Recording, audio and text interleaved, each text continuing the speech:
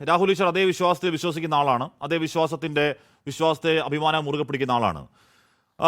ശ്രീ രാഹുൽ ഈശ്വർ അവർക്ക് അവൻ ഇപ്പോൾ എന്താണ് എല്ലാമാണ് ഇപ്പൊ ഈ പറയുന്ന നവീൻ ആ സ്കൂളിൽ പഠിച്ച വിദ്യാർത്ഥിയാണ്. പ്രിയപ്പെട്ടവർ, ഇഷ്ടപ്പെട്ടവർ, അധ്യാപകരൊക്കെ അവിടെയുണ്ട്.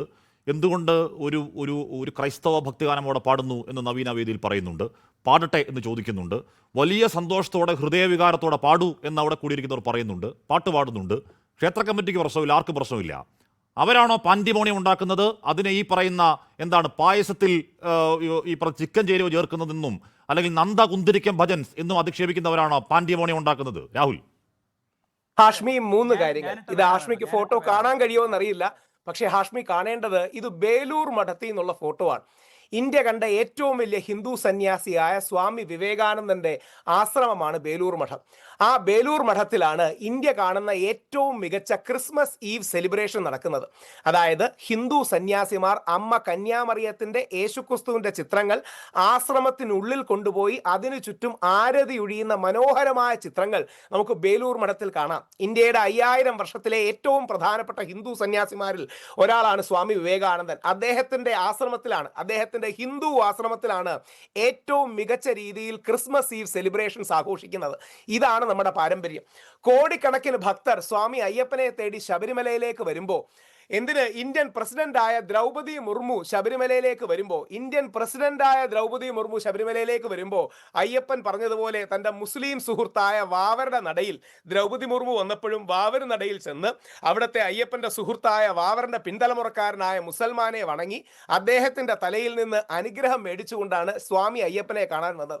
കോടിക്കണക്കിന് ഹിന്ദുക്കൾ മുസ്ലിമായ വാവരെയും ക്രിസ്ത്യാനിയായ വെളുത്തയും പ്രണമിച്ചു തന്നെയാണ് സ്വാമി അയ്യപ്പനെ കാണുന്നത്.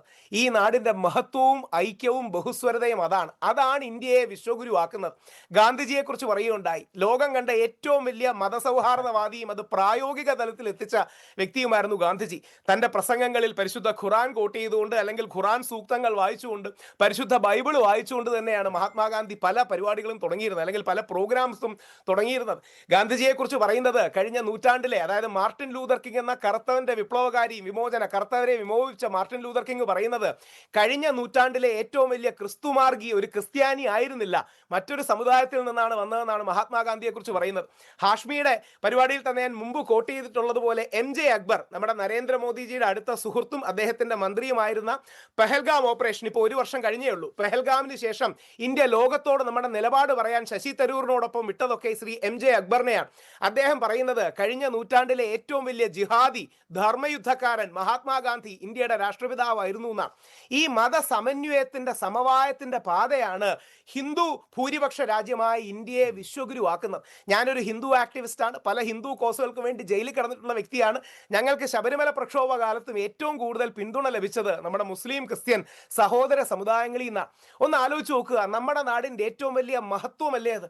നമ്മളെല്ലാം, അപ്പം ഞാനടക്കം നമ്മുടെ പല തലമുറകൾ ക്രിസ്ത്യൻ സ്കൂളുകളിലാണ് പഠിച്ചത്. നമ്മുടെ നാട്ടിലെ ആരോഗ്യം, ആതുര ശുശ്രൂഷ, വിദ്യാഭ്യാസം, എല്ലാ കാര്യത്തിനും ഏറ്റവും സംഭാവന ചെയ്തത് ആരാണ്? നമ്മുടെ ക്രിസ്ത്യൻ സഹോദരങ്ങളാണ്. ശ്രീ ഷൈജു ആന്റണിയോടോ അല്ലെങ്കിൽ അയ്യപ്പന്റെ സുഹൃത്തായ വെളുത്തച്ഛനോടോ അടക്കം നമ്മൾ അവരോട് നന്ദിയും സ്നേഹവും പറഞ്ഞുകൊണ്ടാണ് വരുന്നത്. അപ്പം നമ്മുടെ നാടിന്റെ മഹത്വം എന്ന് പറഞ്ഞാൽ ഈ ഐക്യമാണ്, ഒരുമയാണ്, ഒരുമിച്ച് ചേരല. അത് സ്വാമി അയ്യപ്പനിൽ കാണാം, വിവേകാനന്ദ സ്വാമിയിൽ കാണാം, മഹാത്മാഗാന്ധിയിൽ കാണാം. അപ്പൊ യഥാർത്ഥത്തിൽ എനിക്ക് രാജു പി നായർ സാർ പറഞ്ഞ 99% യോജിപ്പാണ്, 1% വിയോജിപ്പ്. അദ്ദേഹത്തെ ഇഷ്ടമുള്ളതുകൊണ്ടാണ്, സൗഹൃദമുള്ളതുകൊണ്ടാണ് പറയുന്നത്. ഈ തീവ്ര ഹിന്ദുത്വ ലൈൻ എടുക്കുന്നവരെ നമുക്ക് തിരിച്ചു കൊണ്ടുവരാൻ നോക്കണം.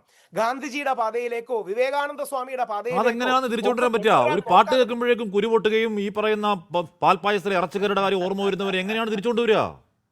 അവിടെയാണ് ആരും ഞാൻ ഈ കുരുപൊട്ട അവർ ബോധമില്ലാതെ പറയുന്നതാണെന്നാണോ രാഹുൽ വിചാരിക്കുന്നത്? അല്ല, അവർ ബോധപൂർവ്വം പറയുന്ന. അല്ലല്ല, ഇവിടെ നമ്മൾ ശശികല ടീച്ചറിനെ ഇപ്പം പല ആൾക്കാരും മോശം വാക്കുകൾ വിളിക്കുന്നുണ്ട്. ശശികല ടീച്ചർ തന്നെയാണ് ഒരുപാട് വിദ്യാർത്ഥികൾക്ക് നന്മ പറഞ്ഞു കൊടുത്ത, അല്ലെങ്കിൽ വിദ്യാഭ്യാസം പറഞ്ഞു കൊടുത്തിട്ടുള്ള വ്യക്തിയാണ് ശശികല ടീച്ചർ. ശശികല ടീച്ചർ ആകട്ടെ, ശ്രീ RV ബാബു ആകട്ടെ, ശ്രീ അനിൽ വിളയിലാകട്ടെ, ഈ എതിർ പറയുന്നവരെ നമുക്ക് യോജിപ്പിച്ച് ഒരു സമവായത്തിന്റെ പാതയെ കൊണ്ടുവന്നൂടെ? ഈ നന്ദഗോവിന്ദം ഭജൻസ് തന്നെ നമ്മുടെ ഹിന്ദു ഭജന ഭക്തിഗാന പരിസരത്ത് നിന്ന് ഉയർന്നു വന്ന് അവർ നാളെ ക്രിസ്ത്യൻ ഭക്തിഗാനങ്ങളോ മുസ്ലിം ഭക്തിഗാനങ്ങളോ പാടിയാൽ അത് നമ്മുടെ പൊതു നന്മയുടെ ഭാഗമല്ലേ? അങ്ങ് ശ്രീ ഹാഷ്മി പറഞ്ഞത് വളരെ പ്രധാനമാണ്. അമ്പലത്തിന്, അതായത് അതായത് ഈ അമ്പലത്തിന്റെ ശ്രീകോവിലിന്റെ ഫ്രണ്ടിൽ വെച്ചല്ലല്ലോ ഇത് പാടുന്നത്, അമ്പലത്തോട് ചേർന്ന് നിൽക്കുന്ന ഒരു സ്പേസ്. രണ്ട്, നമ്മുടെ ഹൈന്ദവ വിശ്വാസ പ്രകാരം അമ്പലത്തിലെ ദേവത അല്ലെങ്കിൽ മൂർത്തി, ആ മൂർത്തിയെ ആദരിച്ചുകൊണ്ട് സർവ്വദേവ നമസ്കാരം നടത്തുന്നതിൽ യാതൊരു തെറ്റുമില്ല. വിവേകാനന്ദ സ്വാമി കൃത്യമായി നമ്മുടെ നിലപാട് പറയുന്നത് ഏകം സത് വിപ്ര ബഹുധാ വദന്തി എന്നാണ്. അതായത് സത്യം ഒന്നാണ്, ദൈവം ഒന്നാണ്. പക്ഷേ വ്യത്യസ്ത മതങ്ങൾ, പണ്ഡിതന്മാർ, ആചാര്യന്മാർ അതിനെ വ്യത്യസ്ത രീതി വ്യാഖ്യാനിച്ചു. ഒരു കാര്യം കൂടെ പറഞ്ഞ് അവസാനിപ്പിക്കാം. ഇന്ന് കാണുന്ന മതസൗഹാർദ്ദ ഫ്രെയിംവർക്ക് ലോകത്തിന് കൊടുക്കുന്നത് നമ്മുടെ സ്വാമി വിവേകാനന്ദനാണ്.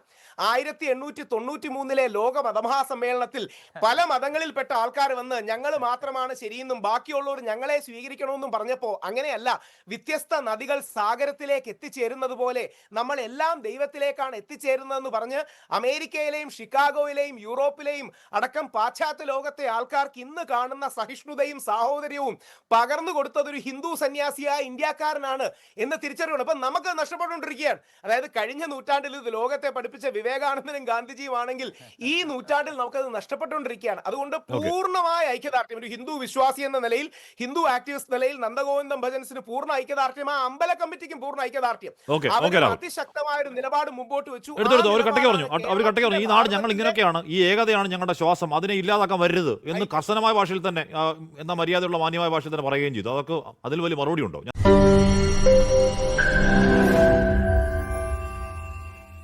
ലോകത്തെവിടെയായാലും ഏത് സമയത്തും 24 വാർത്തകളും ഓഗ്മെന്റഡ് റിയാലിറ്റി പാക്കേജുകളും എക്സ്പ്ലെയിനറുകളും വിശദമായി കാണാൻ ഞങ്ങളുടെ യൂട്യൂബ് ചാനൽ നിങ്ങൾക്ക് സബ്സ്ക്രൈബ് ചെയ്യാം.